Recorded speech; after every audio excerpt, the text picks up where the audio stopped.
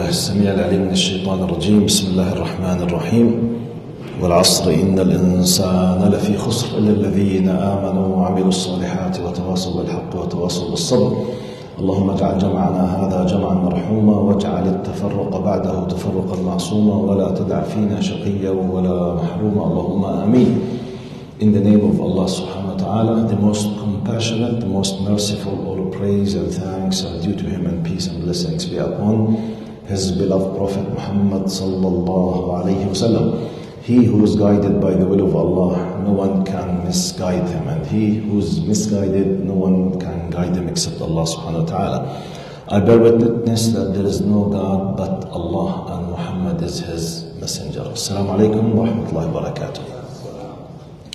Preserving the legacy or preserving the Muslim values in the West. So our core point basically is to highlight some messages with regard how to preserve the values of the family as Muslims in the West. This is a huge topic. So therefore, as I say always, and we have already started very late, and I have another lecture in another place, so it will be just in encapsulated messages, just to have, inshallah, the barakah of this gathering. So I will be sending messages. I'll say message number 1, message number 2, message number 3, message number 4. Now, anyone who's focusing, and I hope all you will be focusing, inshallah, might be able to portray the big image in his way and to pick whatever he or she needs from the picture that I'm trying to highlight. Message number 1. We cannot preserve the values of the family or anything else unless we realize the value of the family. Type. Next common sense question. How do we know the value of the family? It's a philosophical question. It depends on our reference points. Our reference point is Al-Quran and Sunnah. Because definitely this question has different answers. If you came, for example, for a non-believer, let's say an atheist, who's a genuine atheist. I mean by the atheist, the one who denies completely the existence of God, and he does not believe in the hereafter or any possibility of life after death or accountability.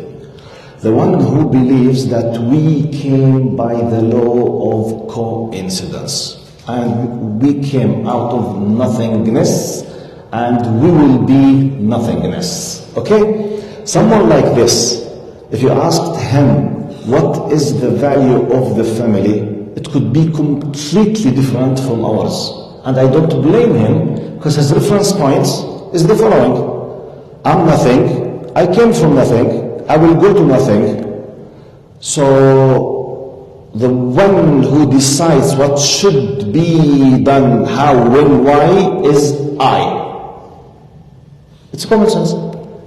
Whatever suits me, whatever gives me happiness from my point of view, I will do it. So in some time, if the family goes with what I think is true or right, okay, I will consider it positive. If not, let family go to hell. And you can't say anything to him. For you and me, we are restricted, alhamdulillah, with the best ever reference points. Our reference point says, which we believe, but I'm using an academic philosophical language now, because I'm dealing with parents. Because preserving a value needs you to be very powerful when speaking with your kids. Because when you tell him, because your kids are exposed to secularism, liberalism, whatever, ism. So relativism, individualism, so he will be discussing with you, excuse me, Dad, with all due respect, you are a very traditional, classical person. I don't blame you You were born in Gaza or in Palestine or in Jordan or in Syria. It's your fate and your problem. For me, I have another mentality. Does this happen or not? So his reference point might be something different. So therefore, it's your responsibility to make sure that your reference point is his. If not, may Allah be with you. Wallah, I'm not joking. If your kid's reference point was not yours, there is a big question mark on our understanding for our existence in this life. If he does not share with me the most important departure point in our existence, which is, what I depend on what to decide what is right and wrong. On the concept of faith in Allah, which includes by default believing in the Akhirah, and accepting Allah's final decision in communication with the humanity, i.e. Islam, technically Quran and Sunnah. This is my reference point. Depending on that, this reference point tells me وَإِذْ قَالَ رَبُّكَ لِلْمَلَائِكَةِ إِنِّي جَاعِلٌ فِي الْأَرْضِ خَلِيفَةً. What?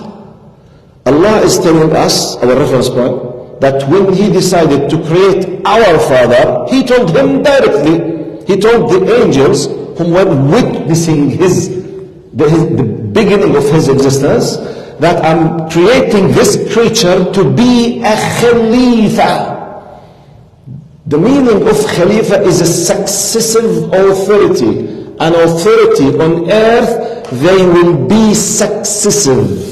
Sulta تتوارث وتبقى, which means this creature will have the concept of reproduction and they will stay on earth because I want them to be there. Okay, then what? وَمَا خَلَقْتُ الْجِنَّ وَالْإِنسَ إِلَّا لِيَعْبُدُونَ. Verily indeed, I have not created the jinn and the human being but to worship me. Meaning of worship, submission, full obedience, not just ritual worship. Ritual worship is simple part of the general meaning of worship in Arabic. Full submission for the will of Allah in every single aspect of your life. Okay, وَاسْتَعْمَرَكُمْ فِيهَا. We were commanded to establish the earth, to do the istikhlaf and to live. طيب, how this will happen? By the reproduction. What is the only legal reference point as an institution for the reproduction of a humanity in Islam? Marriage. Marriage and marriage only. The legal marriage. A man with a woman. Period. Which means to establish the institution of family. So, when we speak about preserving the values of family without putting it in this perspective, we could be wasting our times while addressing our kids. This must be very clear between the parents. Must be very clear. From here we start, because how to preserve, you need to give the value. If there is no value, no realization for the reality as it is, nothing might happen, and everything against it could happen. Anything. But I'll give you a simple example about this philosophy.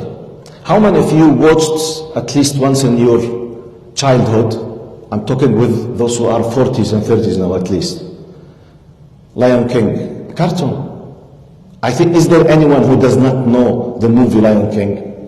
Simba. What was the philosophy of Mr. Simba? Or what was the idea?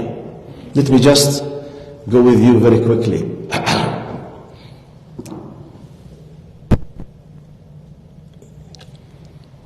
You know Hajj Simba, huh? Al-Hajj Simba قدس الله سره. You know him. What was the idea?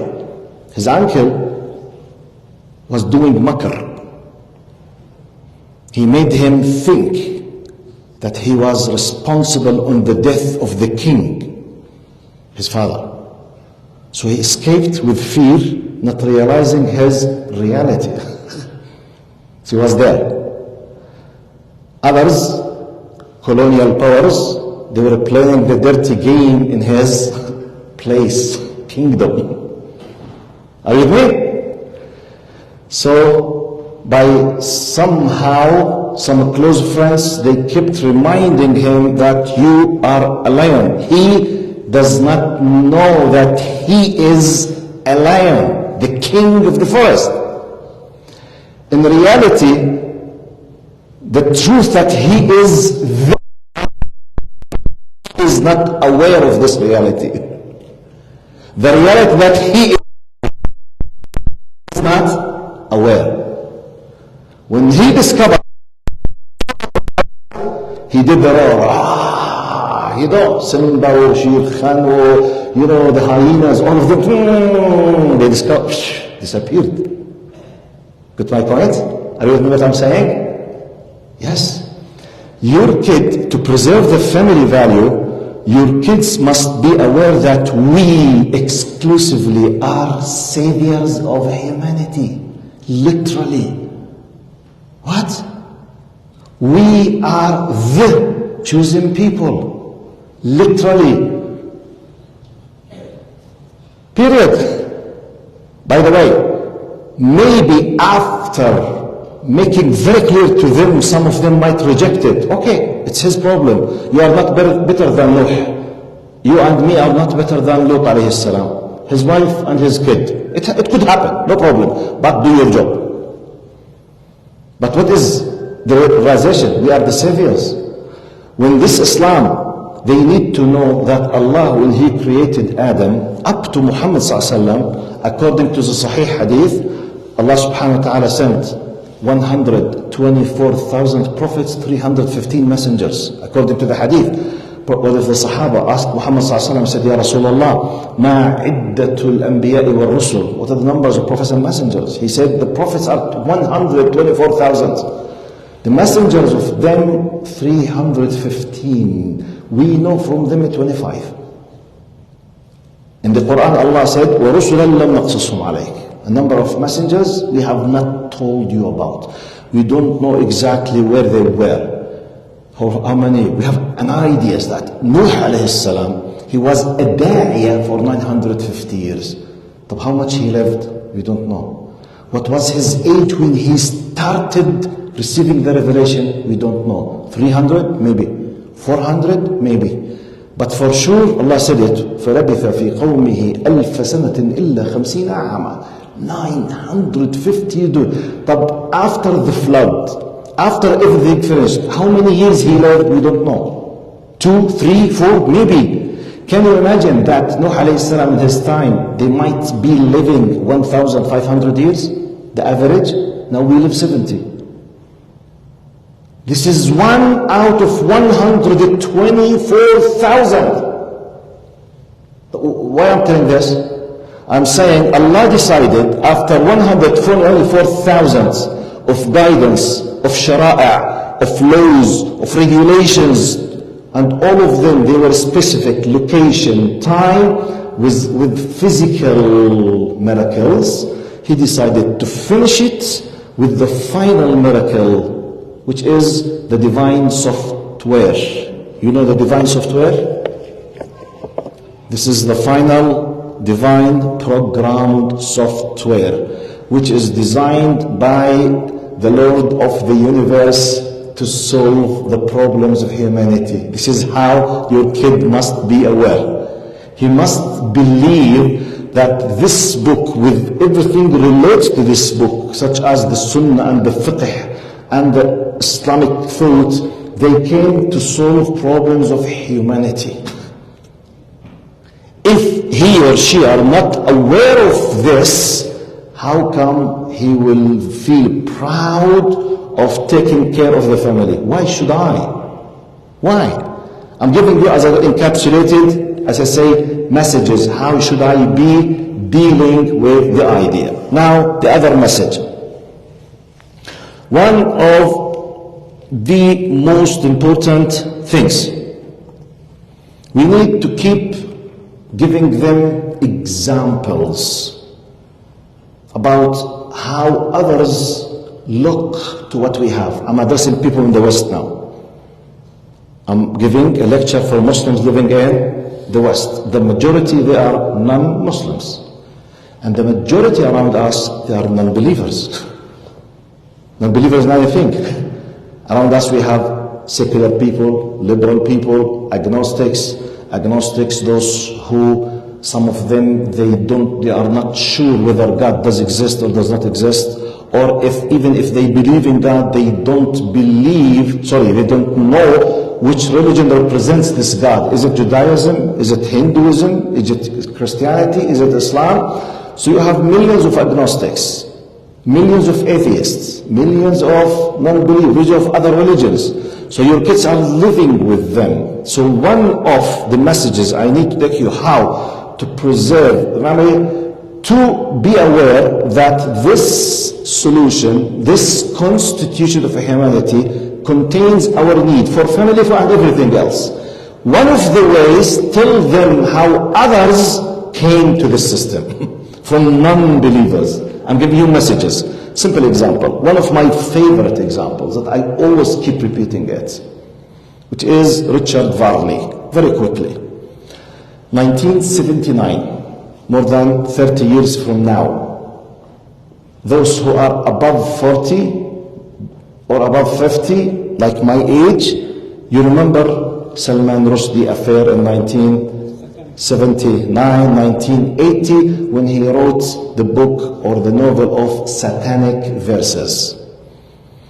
Salman Rushdie was attacking Prophet Muhammad ﷺ in a very filthy, dirty way in this novel, and his wives. He was supposed to be a Muslim from India, living in England or in Britain. Unfortunately, instead of taking him to the courts as a spreader of hate speech, as someone who's destroying the fabric of the society, he was backed and supported, and at that time, by Queen Elizabeth personally.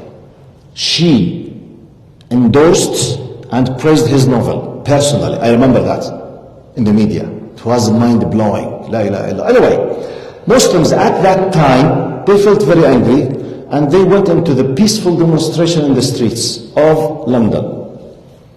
At that time, I'm talking about 1979, 34 years from now, someone, his name is Richard Varley. Please keep this mind in your mind.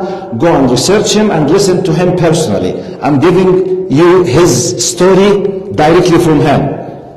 He has a video, was recorded in 2014. It's on YouTube, with the title of 3 Verses Changed My Life. Go and listen to him directly. He's, I think, 70 something now. At that time, he was a colonel, police officer in the British police, in the special department of anti-terrorism. So he was in charge of taking care of the streets of London at that time. That's so that Muslims not to make any kind of troubles. Okay. So he said, I have no knowledge at all about who are those people, meaning Muslims. No idea. So at that time, I think you know that no internet, no Google, no YouTube, no nothing, no social media. Now you can. What in biggest intelligence forces 40 years were in need to do in 1 year, we will have it in 50 seconds now. Now, 50 years ago, if the KGB, MI6, MI5, CIA, FBI, all together, if you want to collect information about a person, what they need to do it in 1 year all together, we can have it in 5 minutes now. Just normal search with the social media. At that time, they did not have anything of this. So he went and have a copy of this book. He knows nothing about the history of Islam. He knows nothing about who is Muhammad. Nothing. Just this book. I'm giving you an idea how to preserve the family, how to give the power, or how to empower your kids so that the family will be strong. Simple example. Tell him stories like this example. So he said, I bought the book. He'll talk about himself. He said, I have double major in my bachelor degree before I was enrolled in the British police. Double major basically, geology and physics. he started reading in this book. He came across قول الله تعالى أولم يرى الذين كفروا أن السماوات والأرض كانتا رتقا ففتقناهما وجعلنا من الماء كل شيء حي أفلا أفلا يبصرون ولا يؤمنون مش حافظها أفلا يؤمنون جزاك الله خير أفلا يؤمنون جزاك الله خير. Now he said, have the non-believers not witnessed that heaven and earth, they were one mass and we split them into pieces? He said, what?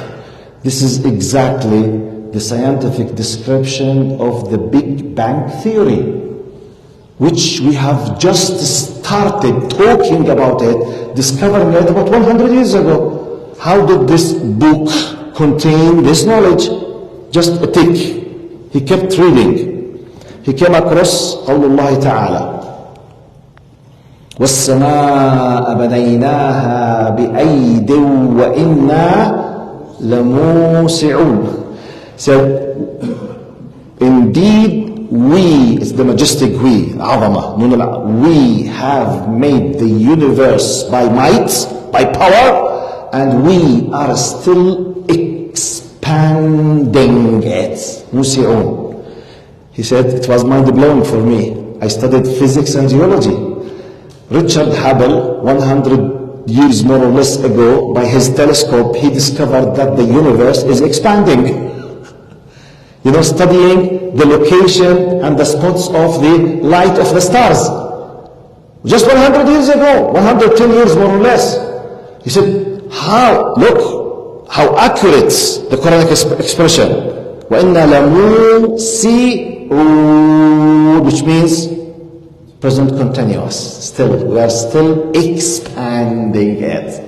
2, he came to the third one, which finished everything for him. Third one, he came across قول الله تعالى, which is والأرض اللهم صل على سيدنا محمد جعلنا الأرض مهادا والجبال أوتادا. His major is geology. Now Allah is describing that we have made mountains as wedges or pegs. With it, he said, I am as someone with his major is geology. He was reading this verse in 1997, 98, 91. He said literally, we have just discovered early 60s, which means less than 30 years, that if we have a cross section of mountains, you will discover that a mount, about 80 to 90% of it, it's underneath the surface of earth, and just the tip of the mount, so about 5 to 10% is above, which exactly like wetted, which is the wedges and or pegs. Then he came up with this conclusion. He said, I came up with the conclusion that this book is impossible to be but from a divine being. He knows nothing about Muhammad. He knows nothing about Islamic history. He knows nothing about Arabic language. Nothing. And he decided to become a Muslim. Later, he started teaching everything. Now, pause. What I need, this is a simple example, how to preserve your identity as a Muslim and your family values. Because it's not a philosophy. You need to give proofs. If your kid is influenced by any way, blah, blah, blah, come on, come. Always try, as we say in Arabic, I don't know if there is an equivalent exact translation. نحكي ضع الكرة في ملعبه. How to translate this? What's the English equivalent for ضع الكرة في ملعبه?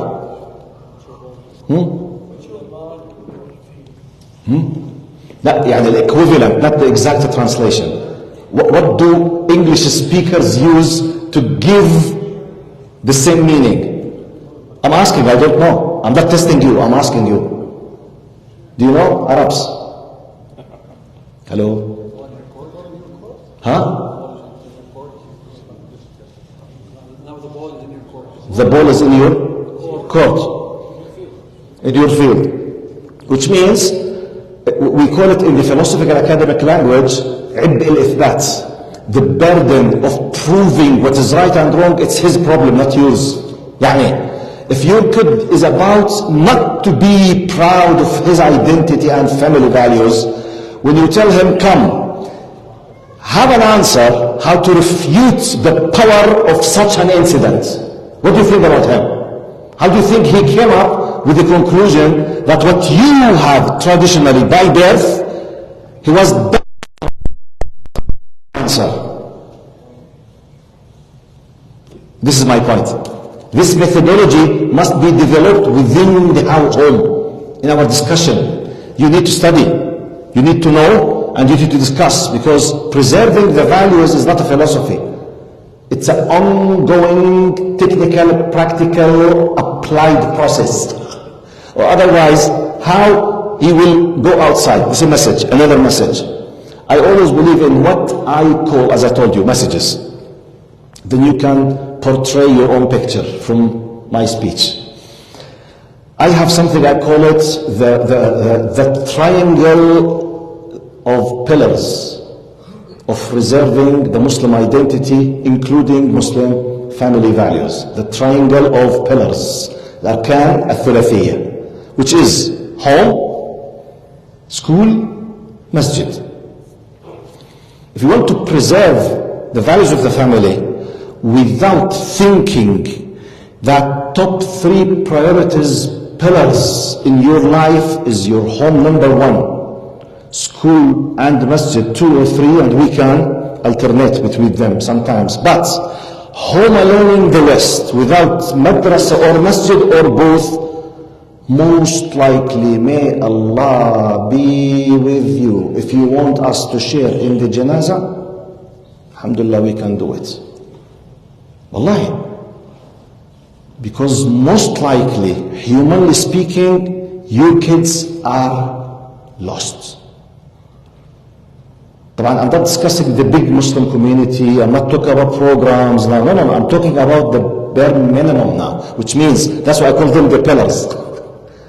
Now, Niyalo, may Allah be with him, the one who has a full support community system. MashaAllah, you are living in Jannah. I'm talking about if we lost the pillars, we are facing the possibility of leaving Islam, not being proud of the values. Home, school, masjid. What's the message? The message, replan your life, reschedule your life, that your home should be. This is another message compared with this message. I have an expression, I called it بيوتنا بين الملاذ الآمن والشقق الفندقية أو الغرف الفندقية. The title of our homes should not be rooms like hotels. They should be a safe haven. When I speak about home, I'm not talking about the rich daddy ATM. Daddy, I want to تفضل. Daddy, credit card. No, I'm not talking about this. Alhamdulillah, Sheikh, I've spent 30 years of my life in the Gulf, 10 years in Canada, have 4 houses, alhamdulillah. Everyone has his car, and alhamdulillah, and they were married and they have a house. Okay, I'm not concerned about this. Does your son know Allah? What? Yes, طبعا, mashallah. He used to go to Islamic school when he was a kid. Billah alayk? Inshallah, okay. No. So I'm talking about home should be the best, most beautiful, magnetic, safe haven, malav. Not a hotel. I'm giving you just a very intensive message. So is it the case? If it's the case, may Allah accept from you. If not, review. Right. School. I think you don't need me to tell you what's happening now in the West. The whole idea of Qawm Lut. Do you need me to tell you? Do you need me? We all know. So, the school. But what is the most powerful place of influence? Public school. Either we love it or not. By the will of Allah subhanahu wa ta'ala, we have options. We have Islamic schools. I know not everyone can afford it. But how many can afford and they don't care? This is the question. This is the question. Review. But what if I can't? Okay, we move to what is the percentage of well-organized, planned, quality time you spend with your kids to cover the gaps for the fact that he is in the public school.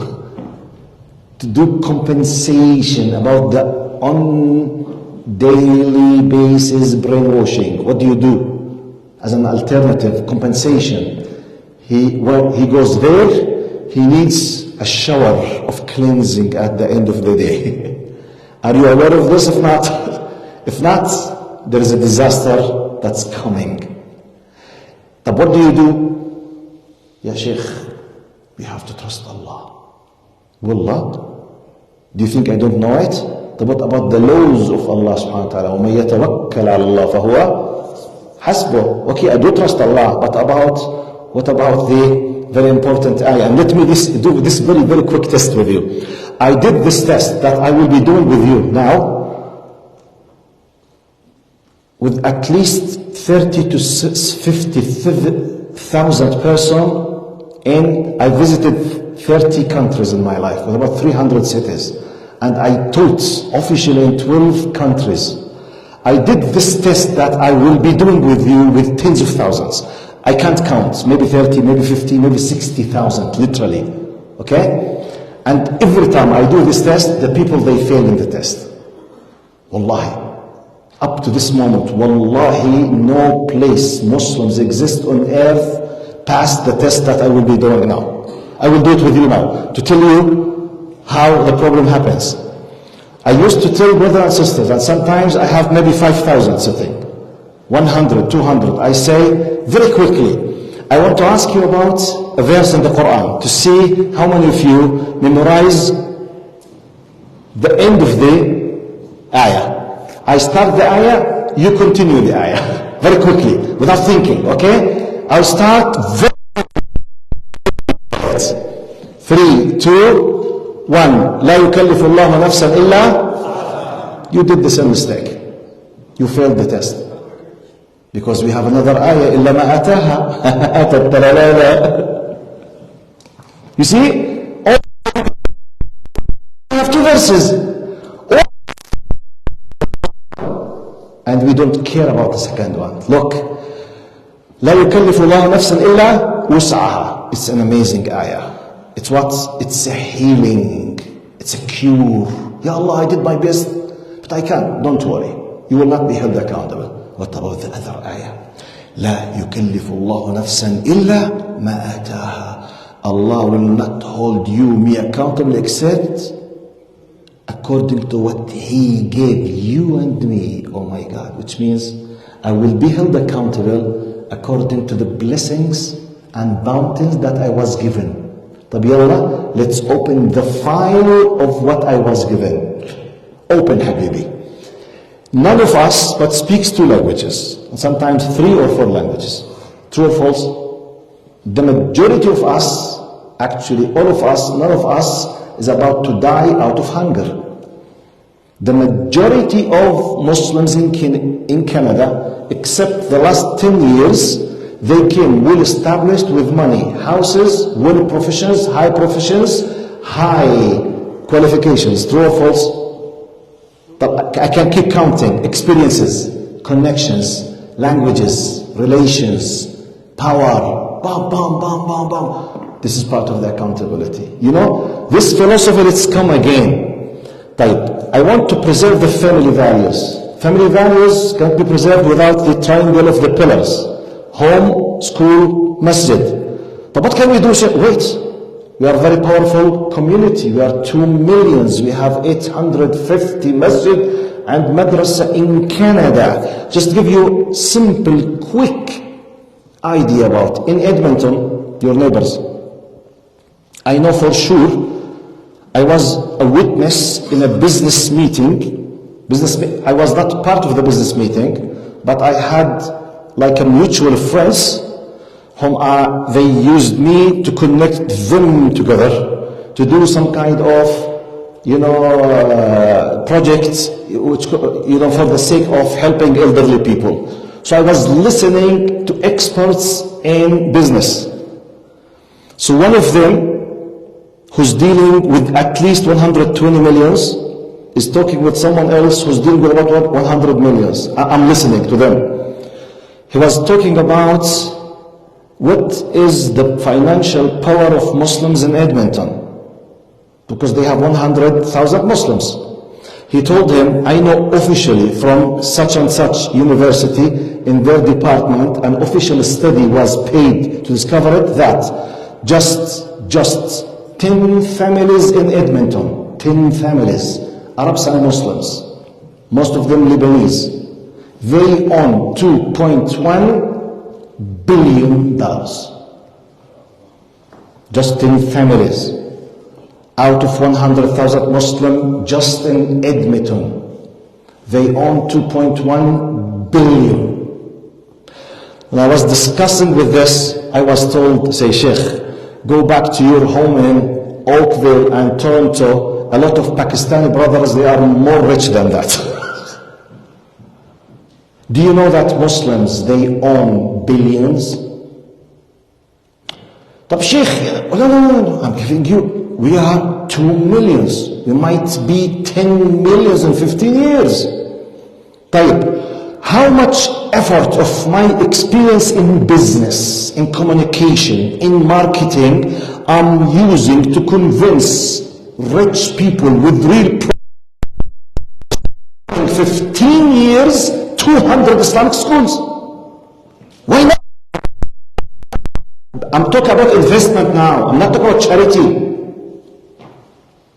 This is how we preserve the family values.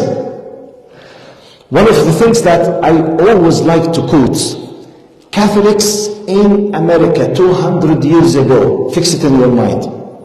If you are not aware, Catholics, let's go through hundreds. Protestants, Martin Luther, Calvin.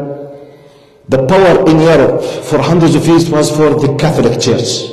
When Martin Luther and Protestants came with the new idea, the word protest means al-muhtaj. They were protesters. That's why they were called the Protestants. So they were protesting against the Catholic Church. So they were oppressed, tortured, and one of them flee into America, the New World. They had the power. I'm talking back now 500 years, 400 years, 300 years. Some Catholics used to migrate to Canada under the power of the Protestant now. The game is what? Changed now. Who used to oppress who now? The other way around. So Catholics, they were not welcomed in America 200, 250 years ago. They did not have a status. To a degree, I came across like a statement, it was amazing, mind-blowing. Some Americans 200 years ago, they used to say, do you think it's possible for a Catholic to stay a Catholic and to be an American? As if it's impossible to combine these two. Yet, Catholics did not give up. I lived for 1 year in the United States, in Dallas, Texas. I visited 126 cities in 26 states. And I witnessed the following. The best private good school for girls for Catholics. Best universities, Catholics. Best hospitals, Catholics. That go back to 100 years. If they decided to give up because the stereotype against them was negative, they are supposed to be now begging.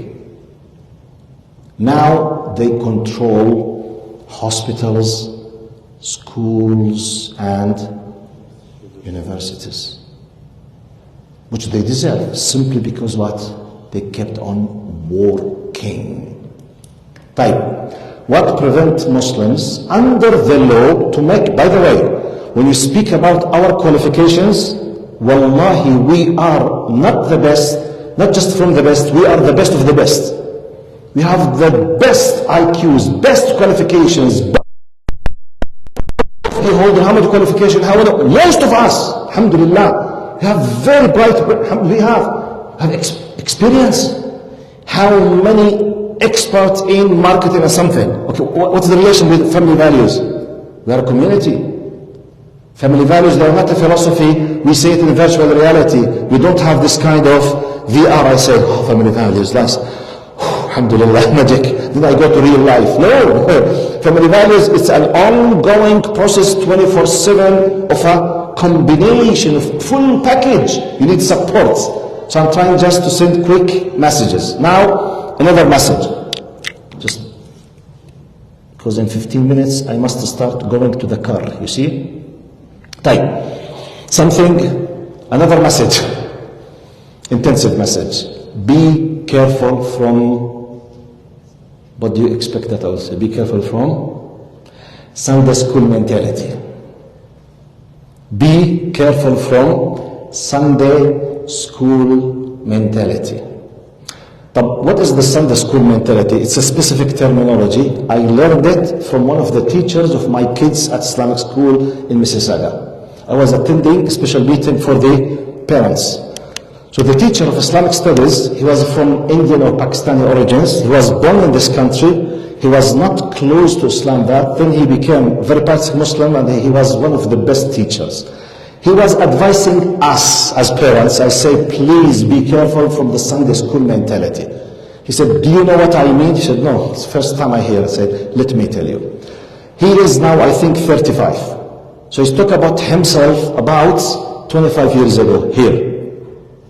He said, our parents in general used to be very happy, not feeling the dangerous for the fact that we attend every day 8 hours in a public school. We are exposed to anything you could ever imagine. But on Sunday they take us to one class of Quran. They feel, what? Alhamdulillah, khalas, I've done my job. Or Arabic or both. And Allah knows what happens, the quality, the time, the qualification. I'm talking 25 years ago. So they feel so comfortable that they've done their job. No need for extra effort at all. He said, I talk about myself. I was comparing myself as a kid, sitting for 1 hour on Sunday, Arabic teacher, and then I start looking at my parents thinking that what I'm exposed to in public school, 8 hours a day multiplied by 5, 40 to 1, they thought that 1 to 40 is good ratio, no problem. As the Russians they say, это не проблема. Go ahead, brother. Alhamdulillah, tawakkal ala Allah. 1 to 40 is no problem. What? Habibi, your kid is already lost. He might be, he's already brainwashed. He was telling us, be careful from Sunday school mentality. It's a philosophy, which means, don't say, Alhamdulillah, khalas, he comes with me to Salat al-Jama'ah every Friday. Okay, what else? Alhamdulillah, what do you need more than that, Sheikh? No. We need a very powerful home with love, respect, sympathy, empathy, communication, healthy, quality time, questioning. Number one priority in your life, your family. Number one is your wife. Number one, your husband. Number one, your kids. Be concerned with everything they do, they say, always on a friendly basis. Establish this relation. Put the priority, or otherwise, why I'm saying that? Because Allah subhanahu wa ta'ala, according to our reference point, what did He say? يَا أَيُّهَا الَّذِينَ آمَنُوا قُوا أَنفُسَكُمْ وَأَهْلِيكُمْ نَارًا وَقُودُهَا النَّاسُ وَالْحِجَارَةُ. According to my faith, وَالْعِيَاذُ بِاللَّهِ, God forbid, my beloved kid could be from the stones and the people which the hellfire will be starting, burning at the day of judgment. It could be my son, if not myself. So depending on that, priority. You know why I'm saying that? Yesterday in one of the masajid I was saying, if we quickly, especially as a Jordanian, speaking on behalf of Arabs at least in Jordan, Syria, Palestine, Lebanon, Iraq and Egypt, because I'm very close to these communities. Am I exaggerating if I said the following? If you stopped an average, good, nice, conservative Arab from these countries and asked him, what is your priority in life? He or she would say, تأمين مستقبل أولادي. True or false? The majority of us. تأمين مستقبل أولادي. To maintain, to guarantee the future of my kids. Go and ask any Egyptian, any Palestinian, any Syrian, any Lebanese went since 40s, 50s, 60s, 70s to the Gulf. Ask him why you are here. The majority of them, what they will say? My kids, my family, my kids, my family, my kids, my family. Okay, let's analyze now. How do you preserve their future? Technically, do an analysis now. Building amara at home. Building what? Nice houses. True, not haram. Good cars, good universities, good. But what's the percentage of them who puts the priority to connect them with Allah? To plan for this. Let me tell you, let's be frank. What's the percentage of us who pray at the masajid that we are concerned deeply from the bottom of our hearts to put efforts, time and energy to push our kids to memorize the Quran exactly like the same power, energy and planning to let them have a good physics, science, study well, go to school, go to the university? What's the percentage? Is it equal? It's not even 1 to 10. Am I exaggerating? When we think that the dangerous of the fact that my kid is not praying Fajr on time, Jama'ah with me or with his mom, or with me at the masjid, to feel that this is important exactly like missing the math class, I am in the process of failure. Period. This is how to preserve the family. It's my decision inside. When my kid knows that I feel really upset from him for losing the Fajr prayer, exactly like losing anything of the classes that might enable him not to have the scholarship in the best university in Canada. When he knows that, at least, I'm not saying better, at least equal. Wallahi, we will be safe, equal. UTM, Habibi, you have to fight to have the scholarship. But I need to study 16 hours, study 18.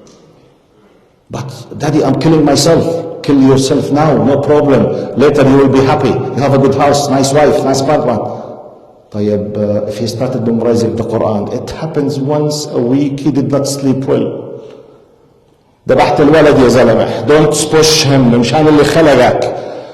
Did the Prophet Muhammad push anyone to memorize the Quran? This is the mentality. You got my point?